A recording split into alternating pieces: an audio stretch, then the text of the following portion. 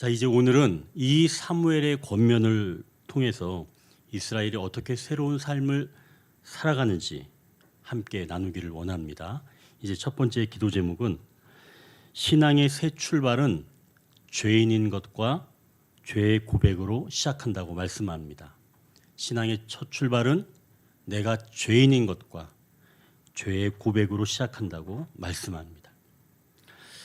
오늘 19절 한번 보시죠. 거기 19절을 보면 모든 백성이 사무엘에게 이르되 당신의 종들을 위하여 당신의 하나님 여호와께 기도하여 우리가 죽지 않게 하소서. 우리가 우리의 모든 죄에 왕을 구하는 악을 더하였나이다 라고 지금 이스라엘 백성들이 깨닫고 고백하는 겁니다. 우리가 우리의 모든 죄에 왕을 구하는 악을 더하였다. 예전에 조상들의 이 죄가 이들에게 스며들었고 자신들도 죄의 영향력 아래에 있으면서 이제는 왕을 구하는 그런 악까지 더하게 되었습니다 라고 지금 인정하는 겁니다. 그리고 용서를 구하는 거죠. 죄인임을 인정하고 회개하는 겁니다. 기독교 신앙은 바로 여기에서 출발하는 거죠. 내가 죄인인 것과 여전히 이 죄의 짐을 지고 있다고 고백하면서 용서를 구할 때, 이때가 바로 새로운 삶을 시작하는 때라는 말씀입니다. 내가 잘못한 것이 없고 내 상황이 그래서 어쩔 수 없이 그랬다고 한다면 신앙인으로는 새 출발한 것이 아니라는 거죠.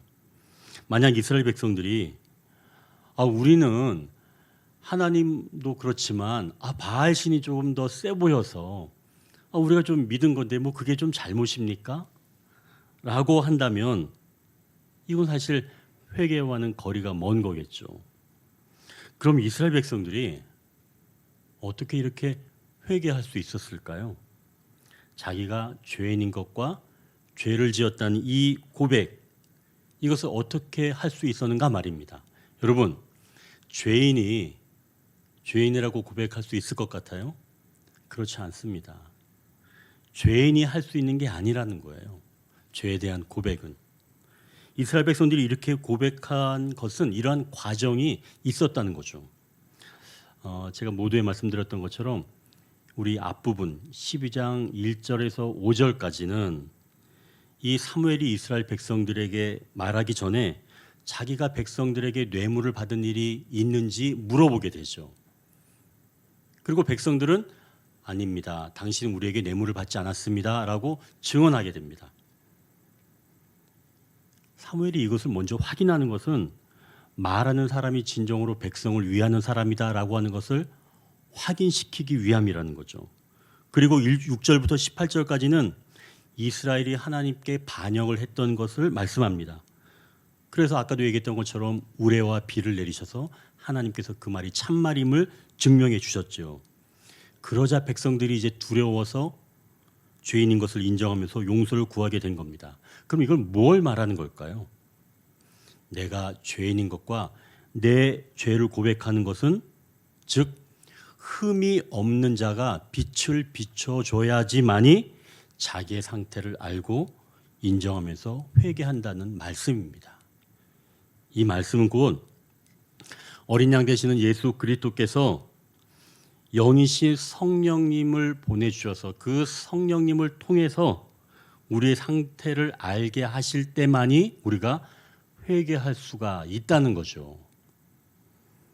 신앙적 이 출발을 위해서는 내가 죄인인 것과 내 죄를 고백을 해야 하는데 그렇게 하기 위해서는 우리 안에 내주하고 계시는 성령님께서 일해 주셔야지만이 내가 죄인인 것 그리고 여전히 이 악의 문제가 있는 것 이것을 회개할 수가 있다는 이야기입니다. 그러니 신앙을 새롭게 출발하기 위해서는 우리가 먼저 회개의 영을 구해야 하는 줄 믿습니다. 회개의 영. 흠없는 분이 우리의 죄를 비춰주셔서 깨닫게 하시고 내 자신이 미워지게 하고 또 내 행위가 미워지게 하셔서 이제 주님께 용서를 구하는 일이 일어난다는 것이죠.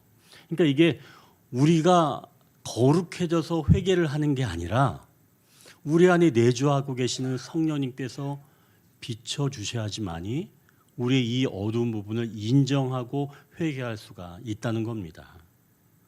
그러니 여러분, 우리가 신앙적 새로운 출발을 위해서는 회개의 영을 구해야 한다는 것이죠. 그 회개의 영이 일해 주셔야 우리가 다른 소리 하지 않고 하나님께 용서를 구하는 회개를 할 수가 있다는 겁니다. 내가 상황이 이래서 어쩔 수 없이 급박해서 제가 그랬습니다. 제가 다른 뜻은 없었어요. 이거는 정말 딴소리거든요. 오늘 우리가 읽은 본문 말고 그 다음 부분에 보면 딴소리하는 사람이 나옵니다. 이 사울 왕이 이제 블레셋과 전투가 이제 벌어지는데 사무엘이 정한 기한대로 일주일 안에 오겠다라고 했는데 정한 기한대로 오지 않으니까 이제 백성들이 흩어지기 시작합니다. 사울이 보더니 더 이상 백성들이 흩어지면 전투할 수가 없을 것 같아서 자기가 번제와 화목제를 드려버리고 말죠. 근데 곧바로 사무엘이 오게 된 겁니다. 그러자 이제 사무엘이 물어본 거죠. 사울에게. 아니 왜 당신이 번제와 화목제를 드렸습니까? 라고 물으니 이 사울이 이야기하죠. 백성들은 흩어지고 있고 당신은 정한 기한에 오지 않아서 제가 부득이하게 이렇게 번제와 화목제를 드리게 되었습니다. 사실 이건 누가 드려야 되는 거예요? 사무엘이 드려야 하는데 상황이 급박하니까 제가 어쩔 수 없이 그랬습니다. 회개의 영이 없는 거죠. 왕정 시대가 출발했지만 얼마나 불안정한지를 보여주는 사례입니다. 그러니 신앙의 새 출발은 죄인인 것과 죄에 대한 고백으로 시작한다는 말씀이죠. 그러기에 우리는 회개의 영을 부어달라고 기도해야 하는 줄 믿습니다. 이제 두 번째, 하나님은 자기 백성을 버리지 않는다고 말씀합니다. 이스라엘 백성들이 모든 죄와 이 왕을 구한 이 악을 더하였다고 고백하자 사무엘은 22절에 이렇게 말씀합니다. 여호와께서는 너희를 자기 백성으로 삼으신 것을 기뻐하셨으므로 여호와께서는 그의 크신 이름을 위해서라도 자기 백성을 버리지 아니하실 것이요. 하나님은 죄인인 것과 죄를 고백하고 용서 구하는 자들을 자기 백성으로 삼으신다는 거예요. 하나님 백성의 조건은 인간의 가장 밑바닥인 거죠. 가장 부끄러운 것이 바로 이것 아닐까요? 인간의 가장 밑바닥 말입니다. 그걸 인정하고 고백하는 바로 그 지점이 하나님 백성이 되는 지점인 것이죠. 하나님은 그곳에서 출발한 자들을 버리지 않으신다는 말씀입니다. 그런데 신앙생활 해보면 우리가 자꾸 이걸 잊어먹게 돼요. 우리를 보면 하나님이 기뻐하시는 상태가 아니라는 것으로 자꾸 여겨진다는 얘기죠. 아니, 왜 아직도 내가 이렇게 하고 사나? 이런 생각이 든다는 얘기입니다. 그러니 사람은 자기 백성을 버리지 아니하시는 그 하나님을 믿어야 할 때가 얼마나 많은지 모릅니다. 그래서 악한 것들은 이럴 때 늘 이렇게 참소를 합니다. 아니, 하나님, 이 사람은 지금 교회 다닌 지 20년이 넘는데 아직도 이렇게 삽니다. 악한 것들이 이렇게 참소를 하는 거예요. 하나님께. 그때마다 우리는 하나님은 자기 백성을 버리지 아니하신다는 것을 믿어야 한다는 것이죠. 우리가 도덕적인 흠결 때문에 버림받지 않는 것이 아니라 하나님 백성이기에 하나님은 버리지 않으신다는 겁니다. 그러나 여러분, 내가 도덕적인 흠결이 없어서, 즉 하나님 보시기에 아름다운 삶이기에 하나님이 나를 버리지 않는다고 생각하지 마십시오. 하나님이 나를 버리지 않는 것은 그런 이유가 아니라 하나님 백성이기에 버리지 않는 겁니다. 하나님 우리를 가장 밑바닥일 때 하나님 백성 삼아 주셨으니까요. 이것은 바로 우리의 예수 그리스도의 공로로 하나님 백성자들을 버리지 않으신다는 말씀이지요. 그러니 우리가 흔들릴 때마다 다시 일어서려고 할 때마다 이것을 기억하시길 바랍니다. 하나님은 하나님 백성 삼으신 자들을 버리지 아니하신다. 자, 그러면 이제 우리가 생각하기에 그러면 하나님께서 어떻게 이렇게 버림을 당하지 않도록 해 주실까? 이제 우리가 세 번째 기도 제목인데요. 영원한 중보자가 있다고 말씀합니다. 하나님이 이스라엘 백성들이 하나님 백성으로 살아갈 수 있도록 도우시는 거죠. 23절을 보십시오. 23절 이렇게 말씀합니다. 나는 너희를 위하여 기도하기를 쉬는 죄를 여호와 앞에 결단코 범하지 아니하고. 사무엘이 지금 이스라엘 백성들 위해 지금 뭘 하겠다는 거예요? 기도하겠다는 겁니다. 근데 지금 기도를 어떻게 하겠다는 거죠? 쉬지 않겠다. 멈추지 않겠다. 사무엘이 지금 이렇게 이야기를 하는 거예요. 이스라엘 백성들을 위해서 하나님 백성으로 영원히 살아가도록 자기가 기도를 멈추지 않겠다라고 지금 이야기를 하는 거죠. 누가 얘기했다고요? 사무엘이. 자, 그럼 이제 우리를 한번 생각해 보십시오. 우리도 하나님 백성이 되도록 누군가 영원히 기도해 줘야 될 것 같지 않아요? 누가요? 여러분 혹시 노유골 목사가? 여러분 그렇게 생각하세요? 천만의 말씀입니다. 저는 그렇게 해드릴 수가 없어요. 그럼 누가 해드리나요? 예수님께서 해주시죠. 예수님께서 지금도 하나님 보좌 우편에 앉아 계셔서 우리를 위해서 친히 중보해 주고 계신 줄 믿습니다. 여기 지금 사무엘이 내가 여호와 앞에 결단코 이 기도하기를 쉬는 죄를 짓지 않겠다. 즉 계속 너희를 위해서 기도하겠다라고 하는 이런 내용은 우리를 위해서 중보자가 필요하다는 것을 이야기해 주는 겁니다. 어느 인간이 아니라 기도를 쉬지 않는 바로 그분의 그 기도로 우리가 영원히 하나님 나라 백성으로 살아갈 수가 있다는 얘기죠. 영원한 중보자가 있다는 말씀입니다. 자, 그럼 이제 우리가 여기서 이제 감사일기에 대한 소재, 제목 것들을 좀 발견할 수가 있겠죠. 예를 들자면 내가 오늘 살아가는데 그래도 여러 상황 속에서 넘어지지 않았어요. 정말 너무 힘든 일이 있었는데 제가 마음을 뺏기지 않았어요. 그렇다면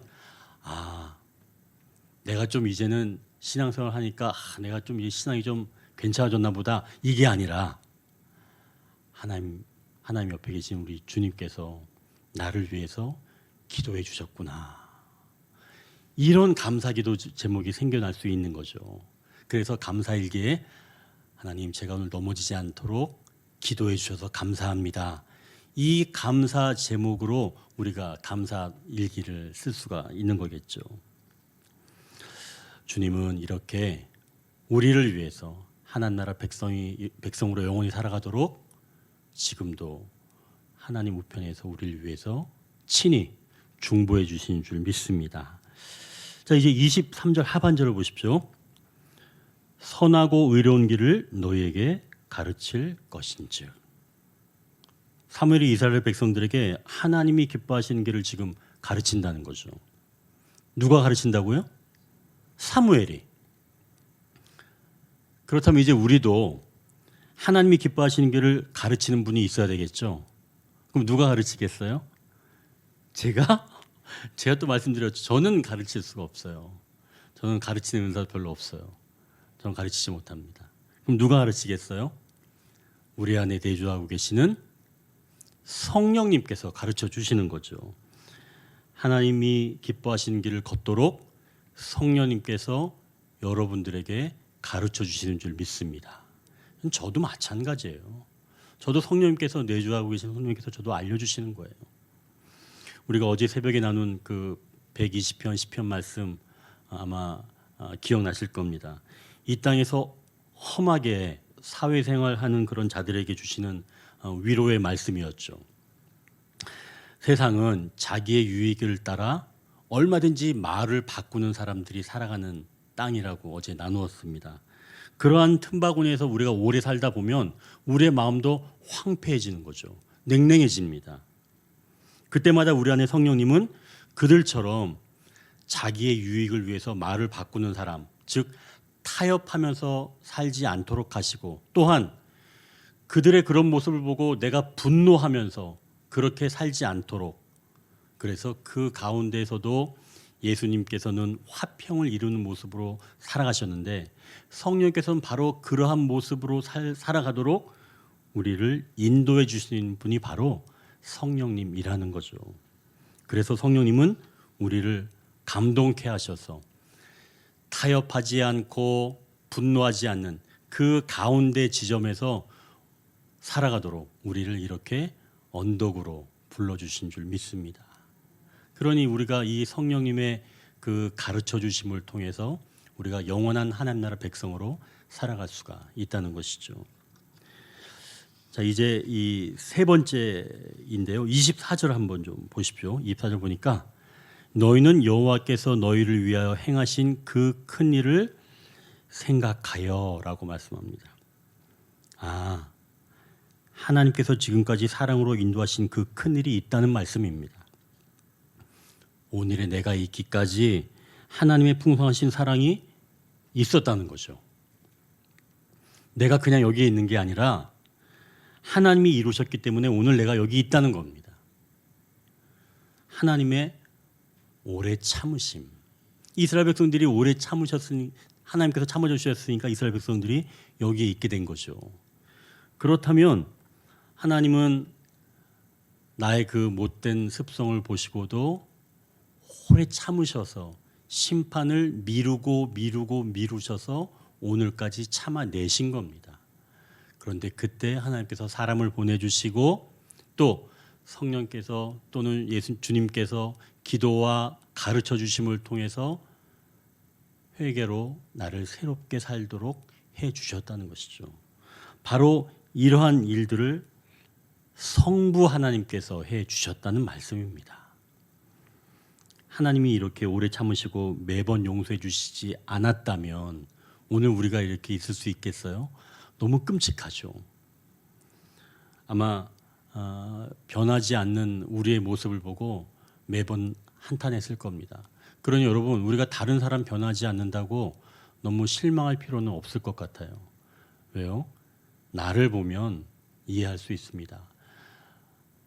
저도 되게 안 변해요. 안 좋은 거 저도 굉장히 많이 있거든요. 근데 저도 좀 고쳐보려고 하는데 저도 잘 안 됩니다. 남들 욕할 거 없어요. 나를 보면 하나님이 참 많이 참으시는 분이다 알 수가 있죠. 그 덕분에 우리가 오늘까지 살 수 있는 겁니다. 그러니 변하지 않은 사람들 보고 분을 내기보다는 하나님께서 나를 참으셨던 것처럼 우리도 언젠가는 기다린다면 언젠가 그가 변화되는 줄 믿습니다. 우리가 사람을 변화시킬 수는 없는 거거든요. 하나님께서 변화시켜 주셔야지만이 그 사람이 온전하게 변화를 되는 겁니다. 자, 그렇다면 이제 우리가 여기서 딱 생각이 떠오르죠. 아, 영원한 중보자가 계시다고 하는 것은 곧 삼위일체 하나님께서 사역을 통해서 우리를 하나님 나라 백성으로 살게 하시는 거구나 라고 하는 것을 알 수 있습니다. 우리의 영원한 중보자 되시는 예수님께서 하나님 보좌 우편에 앉아 계셔서 우리를 위해서 중보해 주시고 성령님께서 우리가 바른 선택을 하며 그 길을 가도록 성령께서 우리를 가르쳐 주시고 또 하나님께서 오래 참으셔서 우리로 새로운 삶을 살아가도록 여러 가지 방법으로 해주신 그 하나님의 그 인내와 사랑이 없었다면 우리는 하나님 나라 백성으로 살아갈 수가 없다는 거죠. 그런데 하나님께서 이렇게 영원한 중보자들이 되어주셔서 우리가 새로운 삶을 살 수 있도록 인도해 주셨다는 것입니다. 이제 우리가 함께 기도 제목을 좀 정리하기 원합니다. 우리가 첫 번째 기도 제목은 신앙의 새 출발은 내가 죄인인 것과 그리고 죄의 고백으로 시작한다고 말씀합니다. 그것을 하기 위해서는 회개의 영이 필요하다는 것이죠. 두 번째, 하나님은 자기 백성을 버리지 않으십니다. 우리의 어떠함이 아닌 하나님의 어떠함을 통해서 우리를 버리지 않으신다는 거죠. 세 번째, 우리가 하나님 나라 백성으로 살아가도록 영원한 중보자가 있다고 말씀합니다. 이 아름다운 신앙의 여정을 위해서 우리 주 예수 그리스도께서 친히 여지껏 중보해 주시고 또한 성령님께서 마땅히 가야 할 길을 가르쳐 주시고 또한 하나님께서 매번 오래 참아 주셔서 이러한 그 인내를 통해서 우리가 오늘 여기까지 있게 되었다는 것입니다. 이제 우리가 이 세 가지 기도 제목을 우리가 기억하고 오늘 우리가 함께 기도하면서 하나님께서 주신 은혜를 또 얻기를 원합니다.